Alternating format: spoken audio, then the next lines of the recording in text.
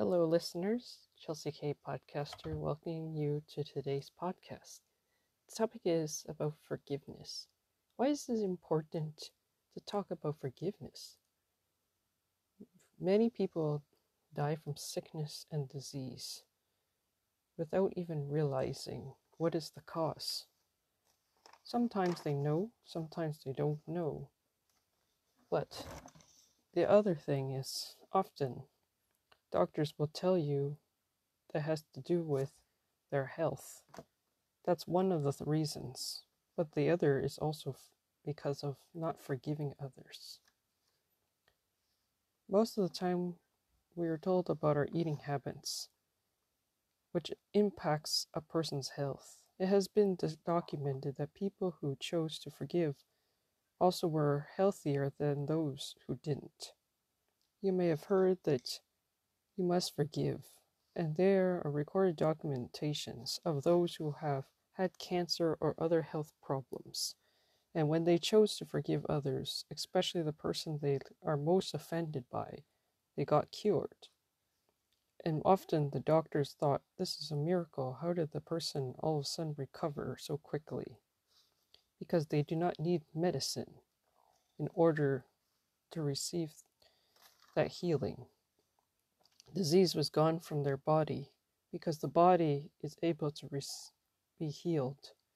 And you need to choose the life you want to live. People who choose not to forgive tend to find life is not easy. Negativity is often linked, and they have a strong emotion towards the person that they're offended by, and remember their memory so clearly and deeply that it becomes a part of their life. And that is how sickness and disease is formed into a person's body, because it builds up over time, it becomes part of them, and grows on them as they continue to keep hold of it in their heart and in their mind. And they will speak out of that. Then it consumes their life. The longer that it remains, the deeper impact on their health, and they will refuse to let themselves be free and become a victim of the matter. Self-pity is also a part of this. It's connected in their emotions, and anger becomes rage and revenge happens if people don't deal with the issue. The other party is regarded as the enemy, and the person who holds it becomes poisoned by the incident without realizing it. It becomes toxic to the brain, and you have the choice and the ability to forgive others. It's your decision to value your own health over offenses. Toxic thinking affects our brain, making it less effective. Remind ourselves each time we replay the past, and it doesn't affect the other person unless they choose to hold the offense with you. Among Christians, they are taught they must forgive. If they don't, then God will not forgive them of their sins and will hold them accountable for it. An example of this is given who one person has been owing debt to his master and goes to his master to ask forgiveness because he realizes that he cannot pay off his debt and his master forgives him. But that same fellow servant goes and finds another fellow servant which owes him less money than he owes to his master, and demands that that master repay him back everything. And his fellow servant asks for his mercy and forgiveness.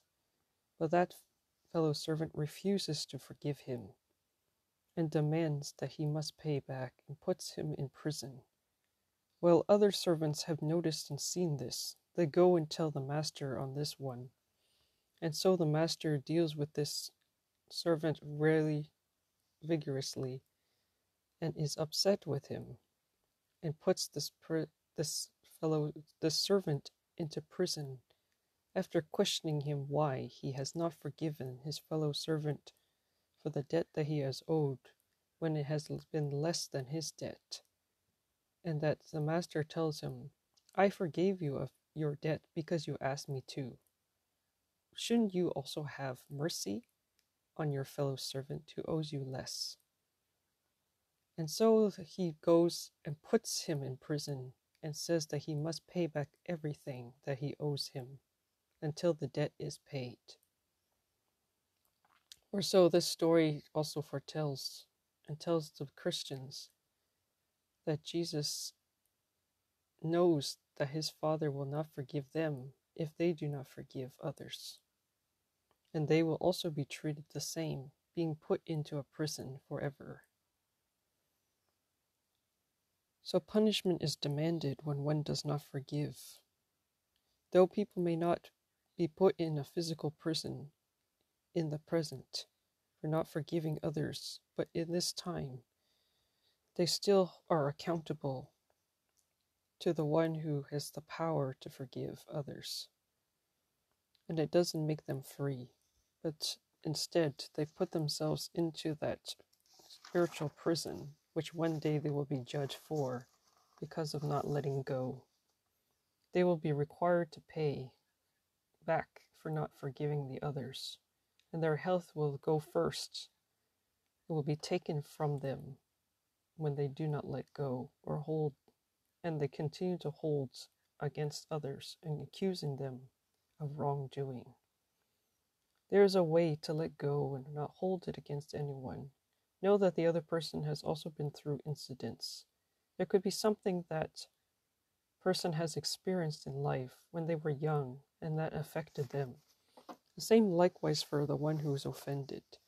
It caused them to protect themselves and to react a certain way. To people who believe in God, they know that it's not the other person really intending to hurt them, because they are taught that it's actually a spiritual battle that they are fighting, and the real enemy is not the person. But people are reacting to their past. In some cases, it's much deeper than just that. Some maybe have a history in the generational line of offenses from their ancestors where they didn't forgive somebody else, and that continued down the line until the person who is born in this day and age may not be able to easily let go because of that bondage from the past is so strong in their family lineage. It becomes a stumbling block for them, and they find it hard to forgive others when they have such a deep foundation of unforgiveness. But there is a way for them to come out of it if they choose to do so. The means and the way seems to only be when they believe in a higher source than themselves, when they put their trust in them, in this source and not in themselves. They are able to let go and to understand and put themselves in the other person's shoes to understand why they did what they did. People who have a bad childhood suffer similar issues in forgiving others. It is a deep understanding that is required and a healing necessary for them to recover from deep wounds. People who have become null may have more deeper wounds than others, such as those who are narcissistic and psychotic in nature. Even psychopaths and codependent people may struggle to forgive because of the abusive relationships that they've had and that they may still have. But with those who can overcome and get out of it, forgiveness is within them and takes of their will to choose it. It's a lot easier to live life when you can forgive others. And you must forgive yourself, most of all. You need to know how we are human. You are human. And that you are allowed to make mistakes and to grow from them. But when you do know that you have made wrong, you need to make a correction and not to blame others. When you can forgive yourself, you will see things differently. Learn to let go of the past memories. Forgive others. Forgiveness has the power to heal a broken heart. A person who forgives is happy and healthy. They enjoy their life and others, and they will draw others who are easy to forgive others to themselves.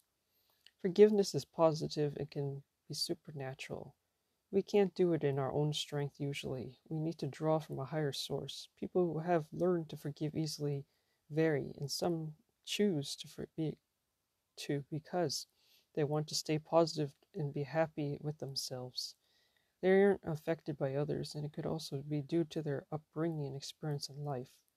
They realize what is best for them, and they matured and decided to just be focused on what they can do to improve and what they want in life.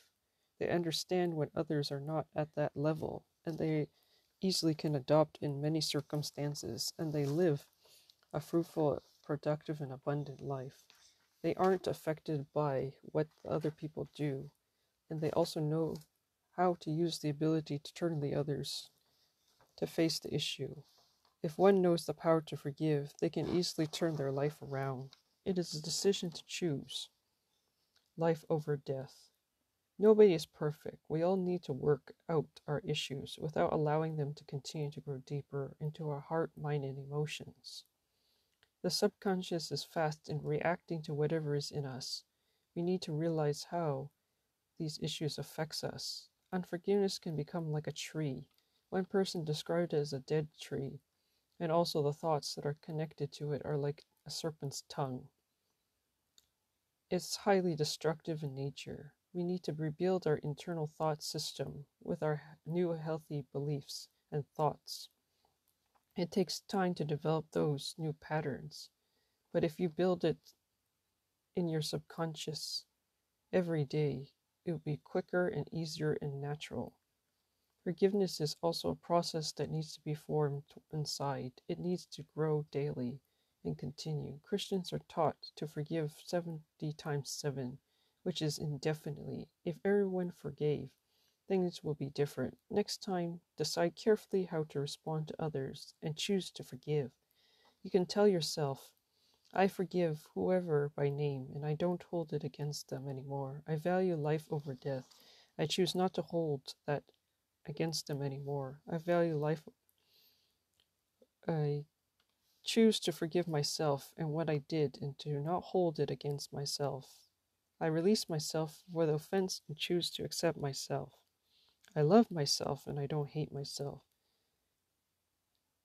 If you can affirm and do these affirmations, to make positive affirmations over the negative, it will help you to really overcome and break through.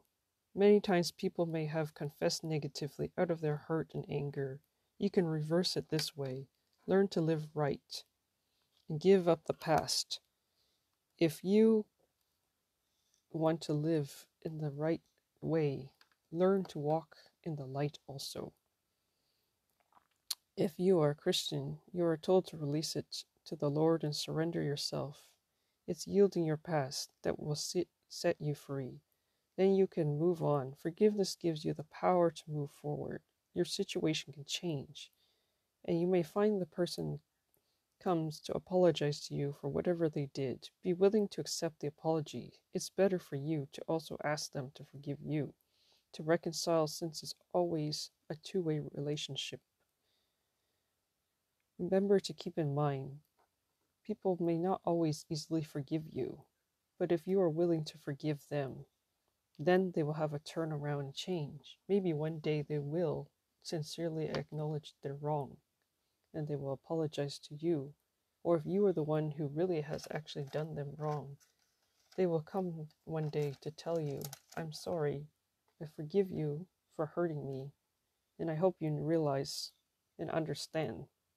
Or that you can approach them first and tell them that you are sorry for what you've done, that you knew and you realized that you were the one in wrong and you hurt them and you want them to forgive you because you still value them as a person and you value their relationship. Then they will turn around and come back to connect with you. Thank you for listening for today's podcast. Please stay connected to my channel for next week's podcast. And have a great day, evening, or night whenever you are listening. You can also share this with your friends. Feel free to support at kayunkk@gmail.com. And you can visit my website, and my podcast are now being available on YouTube channel at Chelsea Kong. Please check my podcast for details. Thank you.